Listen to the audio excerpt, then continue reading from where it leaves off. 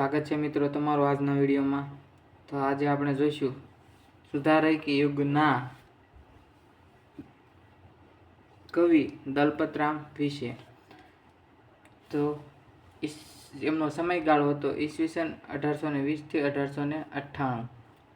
જન્મસ્થળ તો કે વઢવાણ, જિલ્લો સુરેન્દ્રનગર।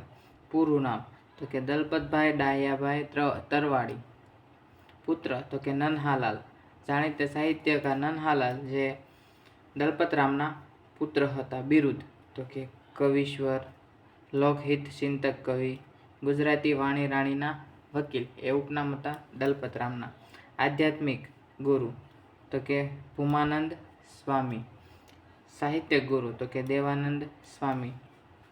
દલપતરામે રચેલી અમુક કૃતિઓ અહીંયા નીચે દર્શાવેલ છે, તો શરૂ કરીએ। એમાંની પ્રથમ કૃતિ છે બાપાની પીપર, તો કે ગુજરાતી ભાષા સાહિત્યનું પ્રથમ કાવ્ય 1845માં લખાણું। કાવ્ય દોહન ગુજરાતી ભાષા સાહિત્યનો પ્રથમ કાવ્ય સંગ્રહ। તાર્કિક બોધ ગુજરાતી ભાષા સાહિત્યનો પ્રથમ વાર્તા સંગ્રહ। લક્ષ્મી ગુજરાતી ભાષામાં અનુવાદિત થયેલું પ્રથમ નાટક છે। ત્યારબાદ મિથ્યાભિમાન દલપતરામની પ્રખ્યાત કૃતિ મિથ્યાભિમાન જે ગુજરાતી ભાષા સાહિત્યનું પ્રથમ હાસ્ય નાટક। આ હાસ્ય નાટકને દલપતરામે ભૂંગળ વિનાની ભવાઈ કહી અને જીવરામ ભટ્ટ જેવા પાત્રને અમર કરી બતાવ્યા હતા। ત્યારબાદ છે હુન્નર ખાનની લડાઈ ગુજરાતી ભાષા સાહિત્યનું સૌપ્રથમ દેશભક્તિનું કાવ્ય। હોબ વાંચનમાળા ગુજરાતી ભાષા સાહિત્યની પ્રથમ વાંચનમાળા। અન્ય કૃતિઓ ઊંટ અને શિયાળ, ભૂત નિબંધ દલપતરામ રચિત નિબંધ છે। તો દલપતરામે સાહિત્યમાં પ્રથમ જ બધું આપવાનો પ્રયાસ કરેલો છે, જે બધું પ્રથમ જ છે ઘણું તો એમનું।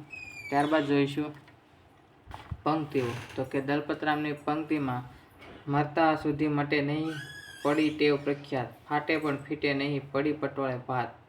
રૂડી ગુજરાતી વાણી રાણીનો વકીલ દલપતરામ એમનું ઉપનામ છે। અંધેરી નગરી ને ગંડુ રાજા।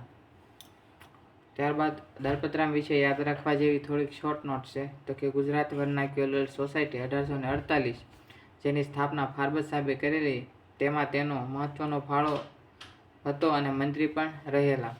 બુદ્ધિપ્રકાશ સામયિકના તંત્રી પદે રહેલા। દલપતરામે શરૂઆતમાં હંડુલા કાવ્યની રચના કરેલી।